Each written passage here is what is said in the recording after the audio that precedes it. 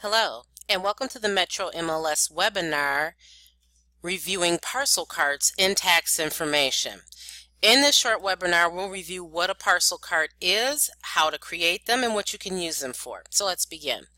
So to access tax information, we'll click on the menu button, and then underneath tax info, we'll click on tax information. So that'll bring us into the wire data section. So if you're familiar with listing collections in the flex side, it's the same idea. It's just called parcel cards. Basically, you're collecting parcels, any number of parcels, selected parcels, and you're gathering them all in one cart in order to maybe run labels or run a report or compare data, whatever purpose that you need that for. Okay, so I'm going to use the idea of collecting parcels to create mailing labels to send out business postcards. Okay, so what I'm going to do is I'm going to do my first search. Maybe I've got in mind sending business postcards to certain subdivisions in the municipality of Wauwatosa. So what I'm going to do is in my left hand side menu, I'm going to click on all fields. So once that displays my counties, I'll select Milwaukee as my municipality and click on all field search. Then once I'm here in a screen for municipalities in Milwaukee, I'll select Wauwatosa City of. So I want to do a subdivision search on a few subdivisions. So my first search I'm going to do is for Ravenswood subdivision. So I'll come here and I'll click in the legal description. So the legal description is that part, if you look at a tax record for a parcel and you go down and you look at the legal description, that's where the location label or the location name is of that property. Okay, so I've got Ravenswood here, so I'll select it and then I'll hit search. So this is bringing up all of the parcels that are in Ravenswood. Let me just switch to a view that you guys are familiar with seeing. So let's say I wanted to select 10 properties in this area to send labels to. If you want to select them all, you can hit select up here. If you're doing basically all of the parcels in there and then you want to pick out maybe the trusts or the businesses, it's easier to select them all and then go through and deselect the ones that you don't want. But I'm just going to pick just 10. Doesn't matter which 10 I'm going to pick just to show you. 5, 6, 7, 8, 9, 10. All right, so now I've got these 10 parcels selected. I want to save these 10 specific parcels into a cart. So now I've got them selected. I'm going to come up here to the top and click on parcel cards. All right, so now I'm going to create a cart in the screen. It's the add parcels to a new or existing cart. I have other carts that I've created in the past. Anything that you've created in the past will remain there. We don't remove anything. And if you had something that you saved here a while ago, if there's been updates to the parcels that are in those carts, it'll automatically update, so you don't have to rerun the card again to pull in new information. So I'm going to call my card Wauwatosa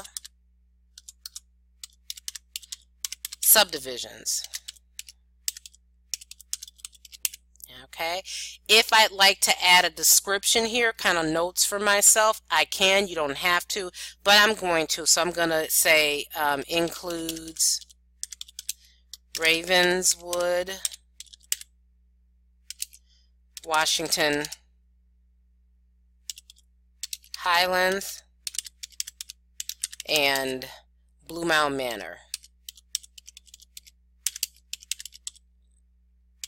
There you go. All right, so this is my cart name. These are notes that I added for myself in regards to the cart. And now I'm going to click Save Parcels.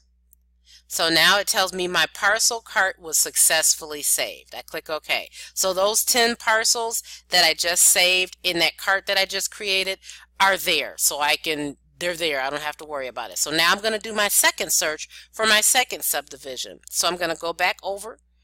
I can either go back over to all field search and start over, or I can click modify since I'm basically going into the same thing. I'm going into the all field search. If I wanted to do it by owner name, then I would just click on owner name. So I'm going to click on modify because I'm staying within the same all fields search with the same selection. I'm going to go down here and I'm going to take out Ravenswood and I'm going to enter in Washington Highlands. And then I'll hit search. So these are the parcels listed in the subdivision of Washington Highlands. And if you need to verify it, you can just hit the magnifying glass on one. There it is right here. That's how you can find what neighborhood or subdivision or condominium complex name is in the legal description. Okay, I'm just going to close that. So I'm just going to select another 10. 3, 4, 5, 6, 7, 8, 9, 10. Then I'll go back up to parcel cards. So now I'm not creating a new cart. I'm adding those 10 new parcels to the existing cart, my Wauwatosa subdivision. So I select it and save parcels. So now it's saved. I click OK. So now I'm going to do another search. Hit modify. But if you were doing a totally different search like address or address range from the one that you previously did, you navigate using the menu items over here. So I'm staying in City of Wauwatosa, going back down to the legal description, and I'm going to do Blue Mound Manor and hit search. So these are the properties in the Blue Mound Manor neighborhood. So I'm going to select another 10. 3, 4, 5, 6, 7, 8, 9, 10. And parcel carts, select my cart and save parcels. It's now saved. So if you're wondering why is she stuck on that number 10? In my mind, if I'm running mailing labels, there's 32 a sheet. So any parcels that I add in there, I want it to fill up the sheet, not have any little labels left over. So that's my thinking. All right, so let's say now I'm ready to run my labels, and I want to run them from the cart. So to access a saved parcel cart, you come over into the blue navigation menu and click on Parcel Carts. There's your saved carts. I'll select the one that I created, my Wauwatosa subdivisions, 30 parcels in the cart. So now I'm going to view the parcels. So there's all 30 of those parcels that I saved.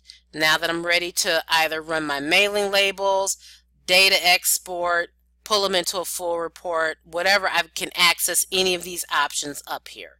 So let's say if I did mailing labels, I'll select them, go to mailing labels, choose my formatting options, then hit generate PDF label file.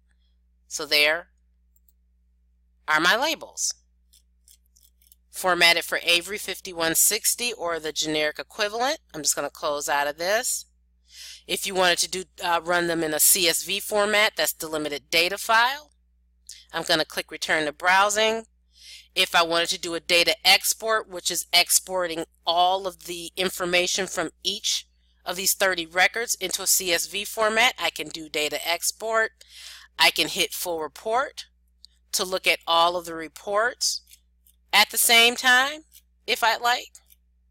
So you can use parcel carts for any of these options that you see up here. That's the one-line report. If you need to edit a cart, you go back over to parcel carts, you select the cart, you hit edit. This will allow you to delete specific ones in here. So maybe you say, oh, I didn't mean to get the LLCs. I want to take those out. You can select those, ones that you want to get rid of, and hit delete from cart. If you would like to remove a cart entirely, you just select the cart and then you hit delete cart. And the cart is gone. These are not recoverable once you delete them. That's why you get that second little message that pops up that tells you it's not recoverable. This will conclude our tutorial on parcel carts in tax information.